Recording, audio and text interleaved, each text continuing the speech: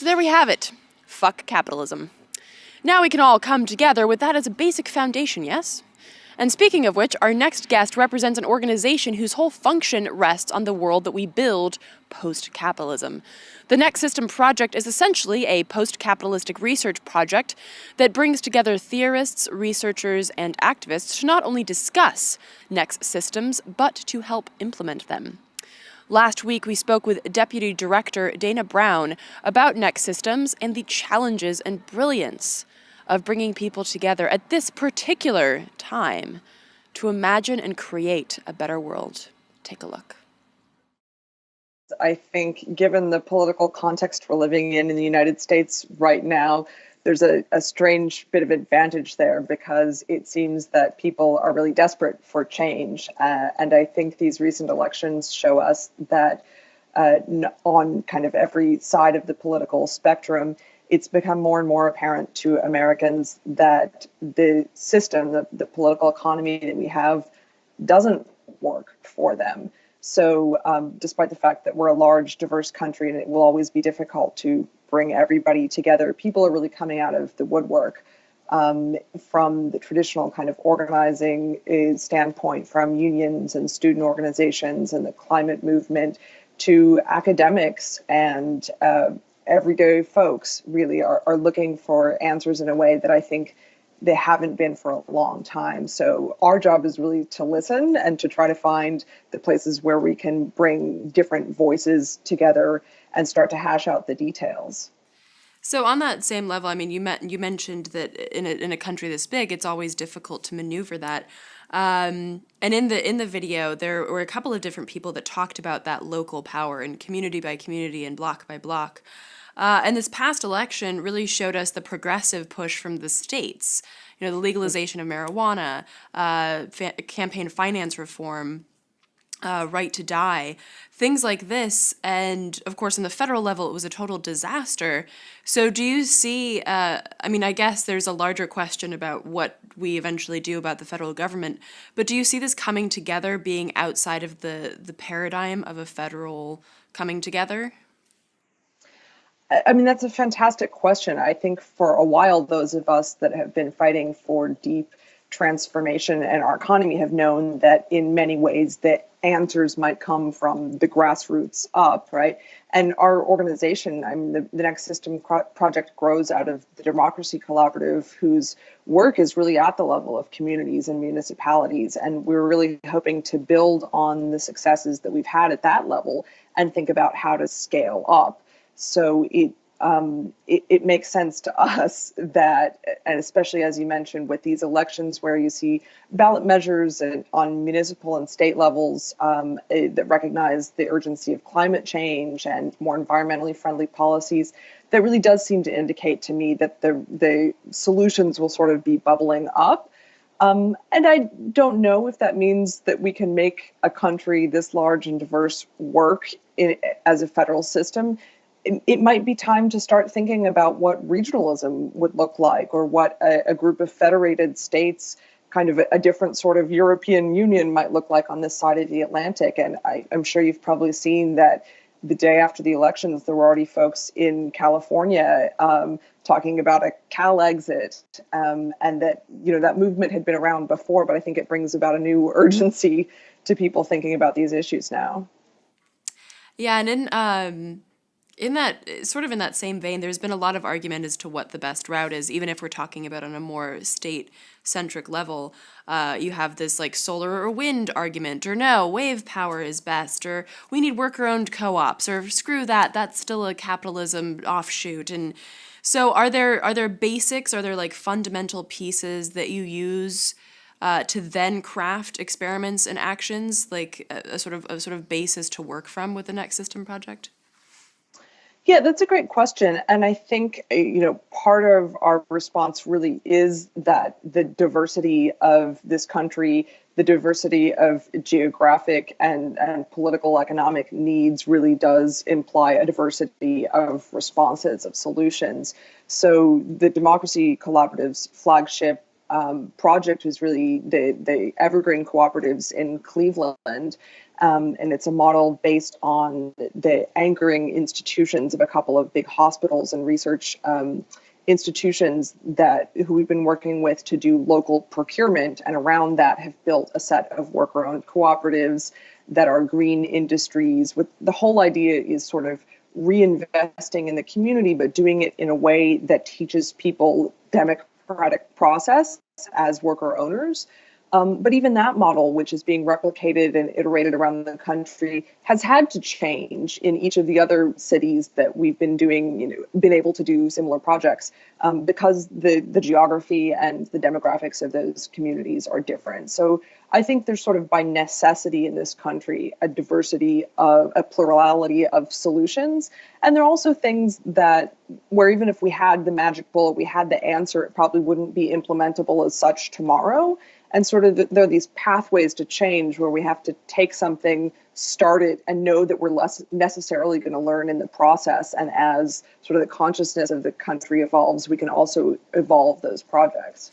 Right, and of course the idea of just implementing something is it's almost colonial in a sense. It's like, we're just going to implement this, and if you guys don't agree, then that's your problem. In your opinion, is there a way to move forward inside of capitalism, or is capitalism just done for and we need to either shift to another ism, or do we need to just shift away from capitalism and then figure out what we're going to build? Yeah, I mean, I think it's pretty clear to us that we need to find a post-capitalist society in which we can live, because we're really dedicated to things like equity and justice and environmental sustainability, which we don't see in capitalism, certainly not in the corporate capitalist society that we have today.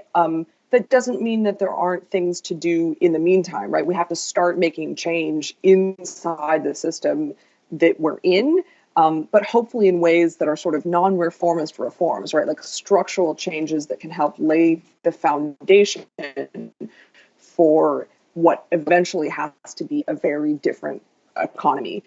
So I think it's that sort of horrible both and tension of we have to have a fairly clear idea of where we're going and understand what that picture looks like and what some of the big institutions in society would ultimately look like in our goal of a future better place. But we have to lay the groundwork in the here and now. So yes, there are still things to be done at the moment. We can't go home and cross our arms and say, well, since the revolution didn't come on Tuesday, I'm done. But at the same time, we do have to be looking at structural differences because, I think that's another thing that unfortunately maybe the liberals learned in this week's election, which is reform hasn't been getting us much of anywhere. It hasn't mattered as much who we elected into office or selected into office as a country. It hasn't mattered how we've tweaked one local ordinance or, shook up a little bit the confirmation of the Congress in different times. At the end of the day, those that are winning are still winning and those that are losing are still losing. So I do think that we need some real alterations in the architecture of the system to ultimately get a system that benefits us all. So talk a little bit about that as well, because there's, of course, as activists, we understand that justice is not a switch. You don't just walk over and, oh, we're done now. And even with things like the Civil Rights Act or women's rights and things like that, there's no winning. It's a continuous battle. But talk about, particularly after what happened on Wednesday, people are not only disillusioned, but there's this temptation to just despair. Talk about this idea of like moving forward and not being appeased by simple reforms that don't do anything, but also not getting to that despair point when you realize that, wow, it's a lot harder to significantly change something rather than just make little tweaks. Sure. Well, I think I'm actually really encouraged by millennials and by the strength and the energy of young people. As you can see from the polls and the results of the election, young people by and large did not vote for Donald Trump. It's not to say that their vote was for some, beautiful revolutionary imaginary that we're all hoping for, but seeing the strength of a climate justice movement as well, and some of the racial justice movement, there's a lot of strength in the voice of young people today in their fight against mounting educational debt. So I think we really do have to look to that energy and think about how we can harness that and put out bold proposals that the country is probably actually ready for. I think we were so often timid on the left for so long in this country, thinking about reforms because we thought they'd be more palatable. But people really are clamoring for change and big time change. So I think we just have to not be afraid of ruffling feathers and getting into difficult discussions and putting kind of audacious things on the table. Recently, we were asked to provide a background paper to a conference on sort of a post-fossil fuel system. And the proposal we put out there is not something that we think is going to happen tomorrow, but it's sort of the kind of thing that we thought people needed to hear to spark real conversation about the magnitude of change that we need. So we proposed that the government could, as a sovereign government, use quantitative easing, which is just a fancy word for saying printing money. We could use that to bail out the planet the way that we have bailed out the banks for years and years. And for half of what we've spent on the Iraq war so far, the U.S. could buy out the top 25 oil gas companies, as well as the remainder of the coal companies, wind them down and replace them with green jobs. That's still, I'm not saying that this is a tiny thing that would be easy. And again, a flip of the switch, it's a lot of money, it's a lot of work. But it's the magnitude of proposal that we really do need to be talking about, because as the climate movement knows, little incremental changes aren't going to cut it at this point. The time was yesterday. So if we're going to start talking about things tomorrow, then we really have to catch up by thinking big. And sort of circling back to what I initially started with, this idea of bringing people together, the left has a tendency to infight on issues like, well, you're not a vegan, therefore you're not an environmentalist, or you're not this, you're not that, or you don't agree with me on everything, therefore. Talk a little bit about how can we set that aside and really focus not only on the issues at hand, but also allow ourselves to be allies with one another on these variety of issues, because as I see it, the front lines are long and they spread across all of these issues, and we need to be able to be allies to issues that aren't our first issue. Talk a little bit about how the left can really coalesce the way that the right seems to do without any sort of problem. Again, I wish I had the magic bullet answer there. It's always going to be difficult, but I think that's a kind of soul-searching question for us as a country. And I think we have to remind ourselves that really our strength is in diversity. Our strength as a nation really is as a nation of immigrants, is a nation who is very economically diverse, geographically diverse. The needs and the reality of somebody in rural Iowa are just different than mine in Washington, D.C. And what I should always remember then is that to get ahead with those folks, I have to be open to listening and understanding that their reality really is fairly different than mine. So I think it kind of goes back to that conflict resolution 101 adage that conflict isn't a bad thing, that it's very natural, and that when we're willing to listen to it, it helps us be creative. So again, I think it's that time in our lives when hopefully we're aware that the situation is so critical that instead of the gut reaction of this is why I don't agree with that, or I don't think it's the best path forward and we don't have time, so we can't do that, we got to do this other thing, is to really let any conflict that we do feel kind of be generative, right? Help us be creative and think of, I said, the big kind of proposals that we need to get ourselves out of the ones that we face as a society right now.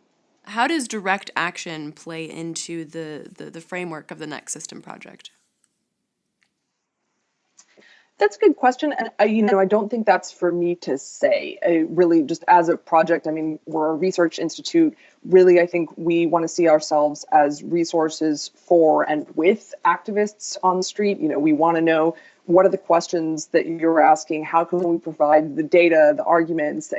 How can we feed each other so that A, we know what's most important to folks and what you're seeing on the street, and B, what can we offer that helps strengthen those arguments? I wish I were the one who had the tactical response for how we get what we need as a society, but I think those are questions best answered by those who are on the front lines. And just as a project, as an institution, that's not who we are, so I don't think we can speak for. But I think that in any significant social or political changes we've seen in history, there's always been a diversity of strategies, and there's been a hand-in-hand between sort of nonviolent direct action and other strategies. There has been the role of academics and intellectuals and politicians, and the role of students and community organizers, and we probably can't get the scale of change we need without both of those. So, as you mentioned before, it's really about finding the ways that we link up and dialogue with one another, even if we're not using the same tactics or we're not 100% on the same side about the strategy going forward. It's time to say good enough with some things and say, I'm with you because we need to go somewhere, so let's start going. And, again, make the refinements as we go, but just realizing that we don't have time to sit back and twiddle our thumbs until we come up with the plan that's 110% perfect.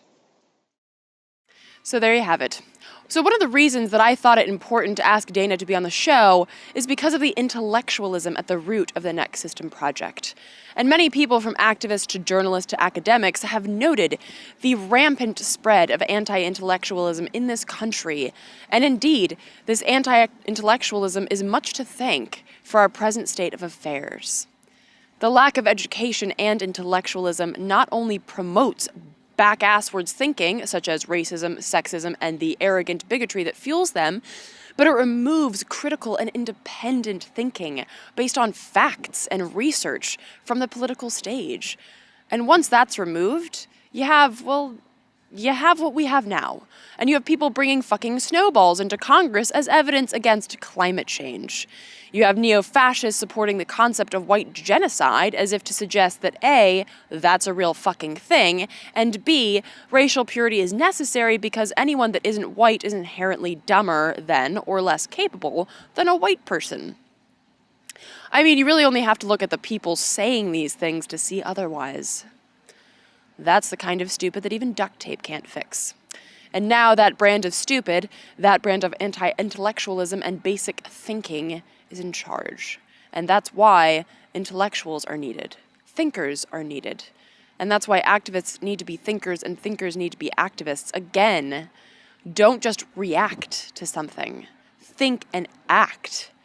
And on that same note, Dana wanted me to mention that the Next System project is currently holding an essay contest called What's Your Alternative?